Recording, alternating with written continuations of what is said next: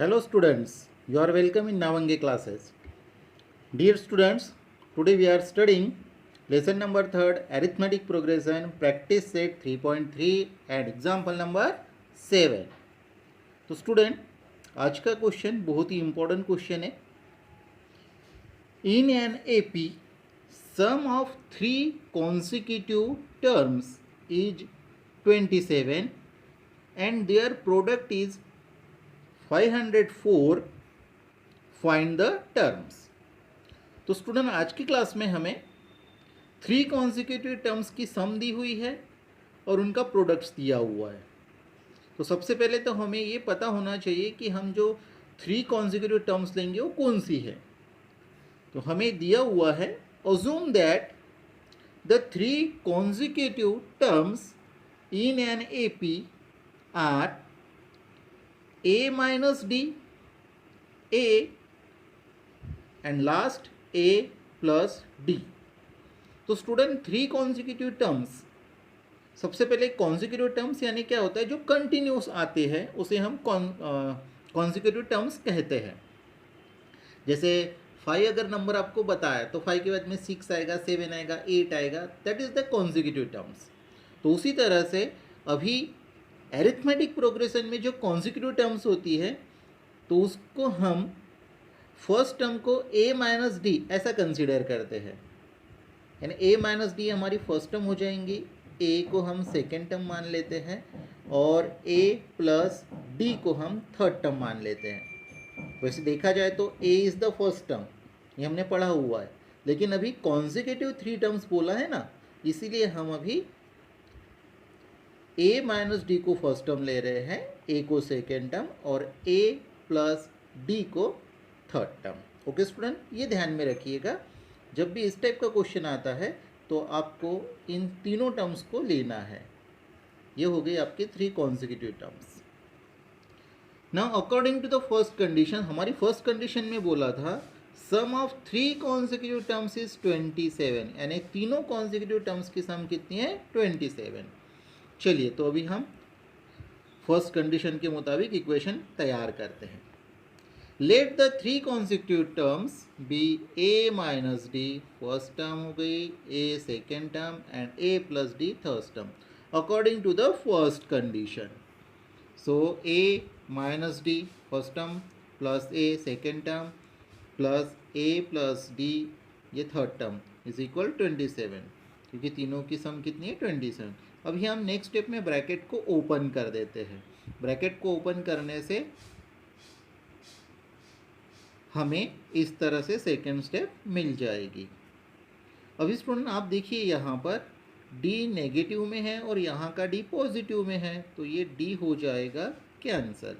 अभी हमारे पास में बचा है a means 3a. So 3a is equal 27. अभी हमें a की वैल्यू फाइंड करनी है और a की वैल्यू फाइंड करना है तो ये 3 डिवाइड के फॉर्म में चला जाएगा 27 की तरफ. सो a is equal 27 divided by 3, so a is equal 9 and that is the equation number first. अभी हमें यहाँ पे a की वैल्यू मिल गई है.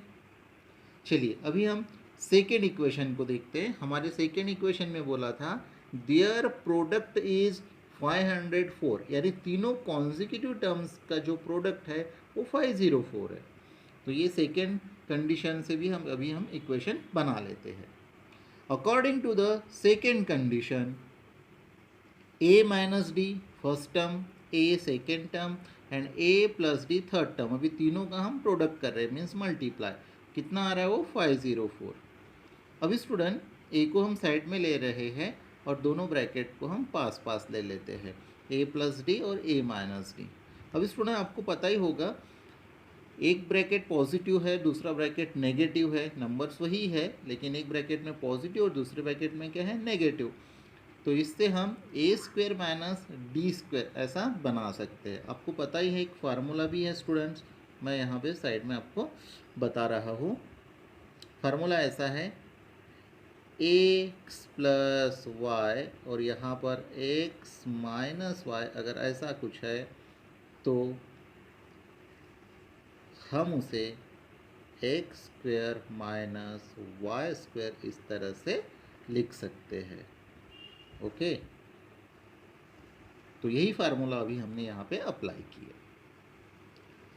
अभी स्टूडेंट हमें पता है ए की वैल्यू 9 है हमारे पास, तो अभी हम ए की जगह पे 9 की वैल्यू पुट कर देते हैं। तो 9 हमने पुट कर दिया। अभी ब्रैकेट और ये ब्रैकेट के बाहर का 9, इनमें मल्टीप्लाई का रिलेशन है, मल्टीप्लाई का अपोजिट डिवाइड। तो अभी ये 9 जो है ये हम इधर डिवाइड के फॉर्म में लेके चले जाते हैं। सो 504 डिवाइडेड बाय 9, इसका मतलब होता है 56, और 9 का स्क्वायर कितना होता है 81। अभी 81 minus D square is equal 56। हमें तो डी की वैल्यू फाइंड करना है ना, इसीलिए अभी 81 जो है ये मैं राइट साइड में ट्रांसफ़र करूँगा। और देखिए स्टूडेंट, राइट साइड में जब ये जाएगा तो इसका साइन बदल जाएगा, यानी -81 होगा। ये ध्यान में रखिएगा, sign is very important. Now 56 in positive and 81 in negative. So answer will be -25, क्योंकि हम ग्रेटर नंबर का साइन लगाते, और यहाँ पे माइनस डी स्क्वेयर है तो ये माइनस का साइन आपको देना ही है, भूलना नहीं। बहुत से स्टूडेंट ये माइनस का साइन देना भूल जाते हैं और सिर्फ डी स्क्वेयर लिखते हैं, तो आंसर रॉन्ग हो जाता है। अभी देखिए स्टूडेंट, दोनों तरफ माइनस का साइन है ना, इसीलिए डी स्क्वेयर इज इक्वल 25। अभी हम इसका स्क्वायर रूट निकालते हैं।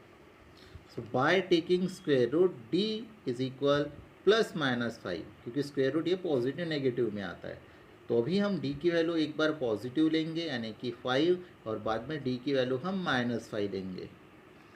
Now when D is equal 5, अभी यहाँ पे डी की वैल्यू हम ले रहे हैं 5 एंड ए 9, ये तो पता ही है। अभी हमने यहाँ पे 3 टर्म्स लिख ली हमारी, फर्स्ट, सेकेंड और ये थर्ड। अभी इनकी वैल्यूज़ निकालते हैं। ए की वैल्यू है 9, फिर माइनस, और डी की वैल्यू है 5। सो ये हो गया हमारा 4, यानी फर्स्ट टर्म हमें मिल गया 4।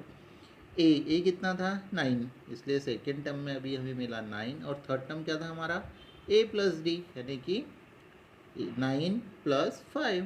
ए की वैल्यू 9, डी की वैल्यू 5, इनको मिला दिया तो ये हो गया है 14।